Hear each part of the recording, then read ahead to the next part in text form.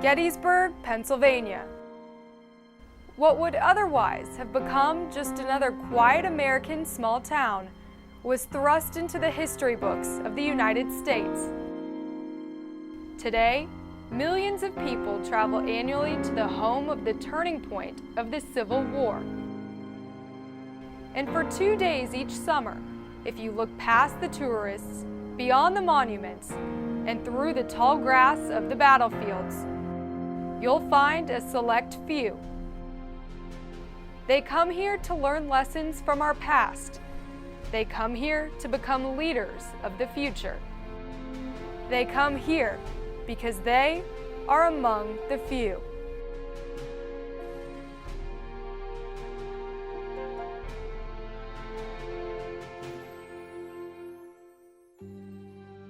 "73 Medal of Honor recipients, 54 astronauts, 51 Rhodes Scholars, 29 Chiefs of Naval Operations, 24 Members of Congress, 19 ambassadors, 3 cabinet members, and 1 President of the United States.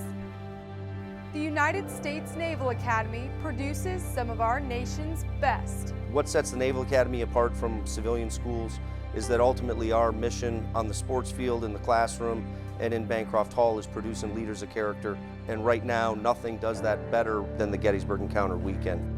Of more than 4,000 midshipmen who study on the yard each year, there are a select few who earn the honor to lead.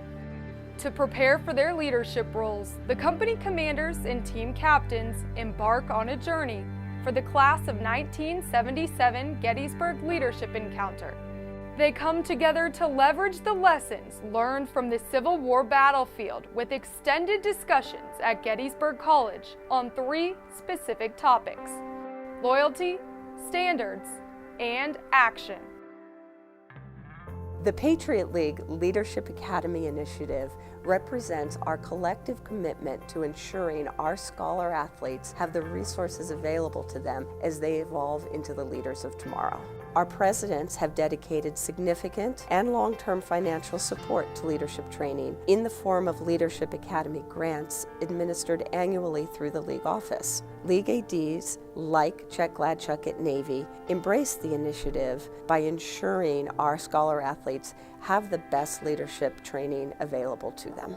When the Patriot League made the money available, Mr. Gladchuck decided rather than outsource it, let's use the leadership department at the Naval Academy to build this program. And that's how we got it started. We chose Gettysburg because it's the model the military uses. There's already programming that happens in some of the graduate level schooling that the military has, where they bring officers here and they use the experiential learning model where you put yourself in the place of other leaders from a different time and you learn through that and you really experience it. The movement between the classroom and the battlefield and connecting those things. Let's take what we learned about what happened here in 1863 and let's figure out how this is still relevant today and how do we apply this at the Naval Academy and on our teams. Bancroft Hall. It's the largest single dormitory in the world. All 4,400 midshipmen live together in the hall all 4 years. Within Bancroft Hall, there is a command structure.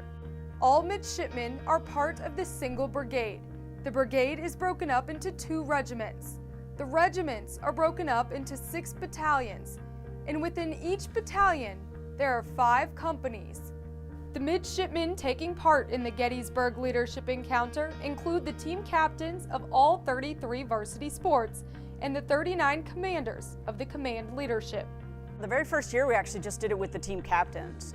It was an important thing because our team captains wear a rank in the brigade of midshipmen, so they're meant to be leaders in the student body, but they weren't seeing themselves as that. They were seeing themselves as leaders in the athletic arena and with their team, but that was it. We would take all these team captains and say, you've been voted for by your peers, you've been sanctioned by the athletic director and the commandant of midshipmen and the superintendent. Congratulations, go be a team captain.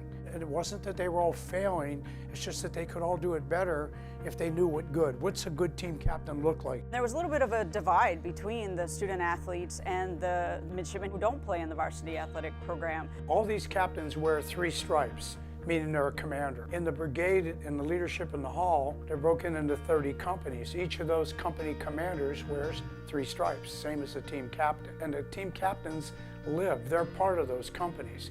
But what we weren't getting is this multiplier, the synergism of 2 or 3 leaders in that company pulling together. Then we realized, well, maybe the next year we should bring the leadership from the other student leaders that aren't necessarily team captains. It's been rewarding to see that divide close and to see a lot fewer issues and jealousies and concerns of one of those groups versus the other. I think it has united the student body quite a bit.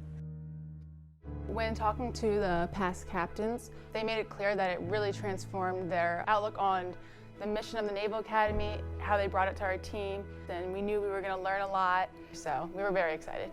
You're with the top of the top for this upcoming semester, so that adds a weight to it of like you kind of feel it. It's a little intimidating at first, and then it's cool because everyone has these same values, or at least align themselves in the same way. Even at a place that prides itself on being the premier leadership institution in the country or in the world, there's still that 1%, there's still that extra, and there's still things we can do to continue to push that message.